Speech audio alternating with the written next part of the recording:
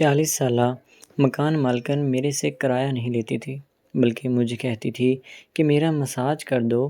ایک دن مساج کرتے کرتے میری نیت بدل گئی اور پھر میرا نام انس ہے، میری عمر اس وقت 26 سال ہے، میں نے ایم اے کیا ہوا ہے۔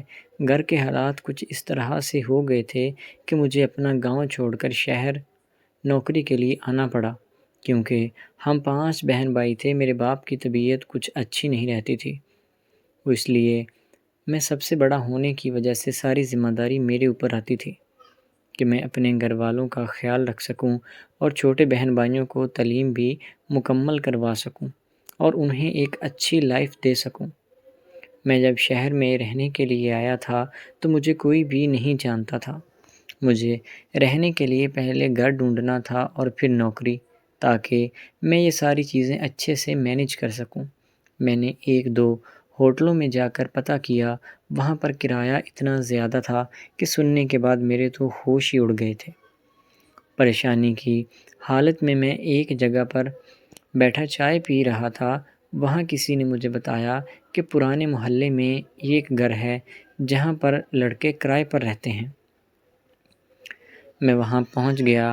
میں نے جا کر دروازہ کھٹکھٹایا تو ایک 40 سال کی عورت نے دروازہ کھولا۔ وہ دکھنے میں بہت خوبصورت اور پیاری تھی۔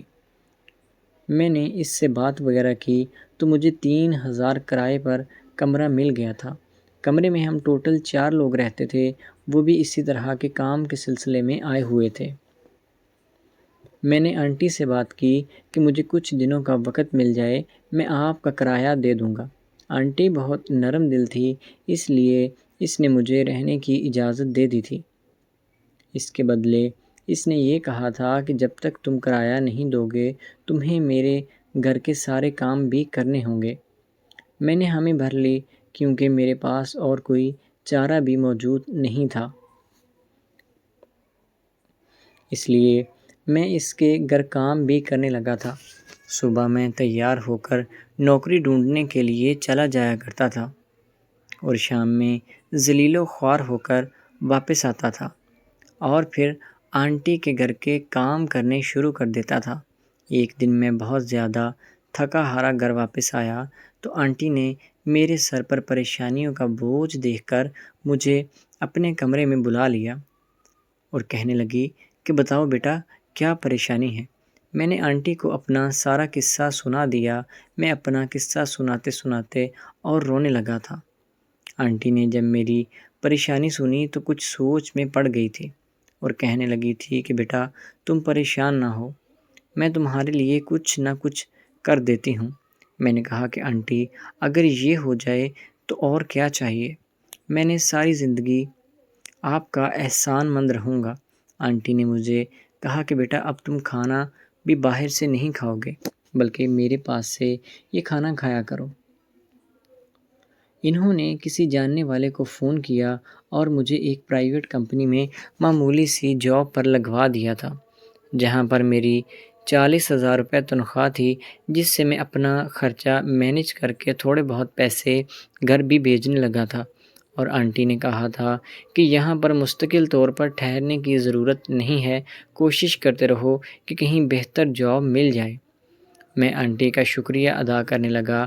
میں نے ان سے صبح شام ملنا شروع کر دیا تھا۔ میرے پاس جب بھی فری وقت ہوتا تھا تو میں ان کے کاموں میں مدد بھی کروا دیتا تھا اور ان کے پاس بیٹھ کر باتیں بھی کر لیا کرتا تھا۔ وہ بالکل اکیلی ہوتی تھی، اس کے شوہر کا انتقال ہو چکا تھا، لیکن اس نے دوسری شادی نہیں کی۔ وہ دکھنے میں بہت کمال کی معلوم ہوتی تھی۔ اب میں بھی جوان تھا، پہلے تو پریشانیوں میں گھرا ہوا تھا، اب تھوڑا بہت آنٹی کے پاس رہنے کے بعد میں اس کی طرف مائل بھی ہونے لگا تھا۔ میرے ذہن میں بھی کچھ خیالات عجیب عجیب سے آنے لگے تھے۔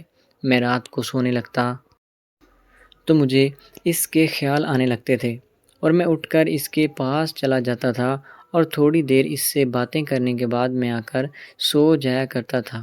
کام پر جاتا تو مجھے دن بھر اسی کا خیال رہتا تھا۔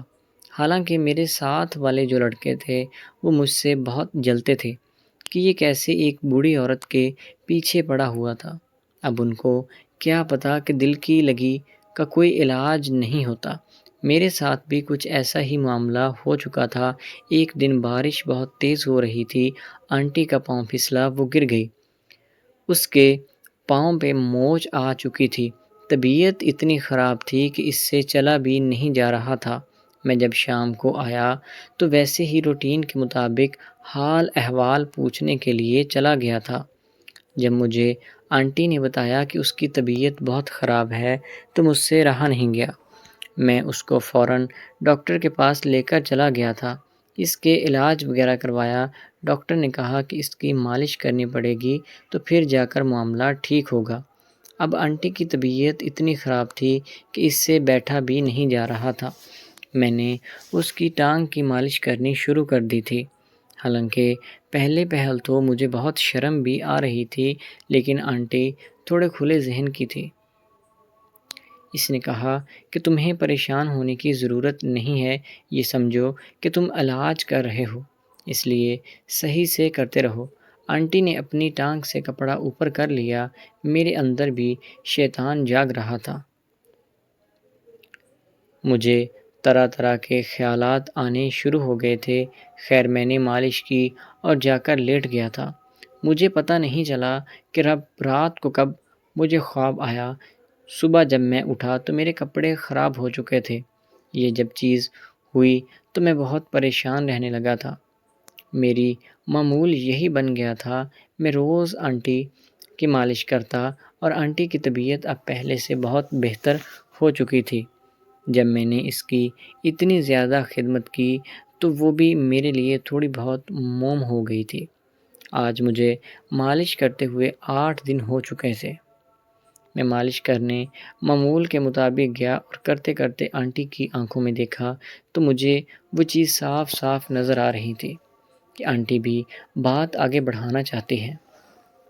میں تو پہلے سے ہی مرد تھا اور میری خواہشات جاگ رہی تھی۔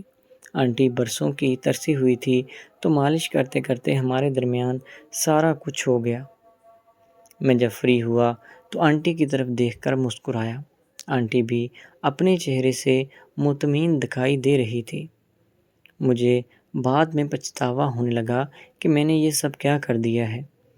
میں نے اسی پچھتاوے کے ساتھ آنٹی سے معافی مانگی اور اس گھر کو ہمیشہ ہمیشہ کے لیے خیر آباد کہہ دیا اور کہیں پر جا کر کرائے پر رہنے لگا۔ تو دوستو امید ہے کہ آپ کو آج کی ویڈیو اچھی لگی ہوگی۔ اگر ویڈیو پسند آئی تو ہمارے چینل کو سبسکرائب کریں۔ ملتے ہیں اگلی ویڈیو میں، تب تک کے لیے اللہ حافظ۔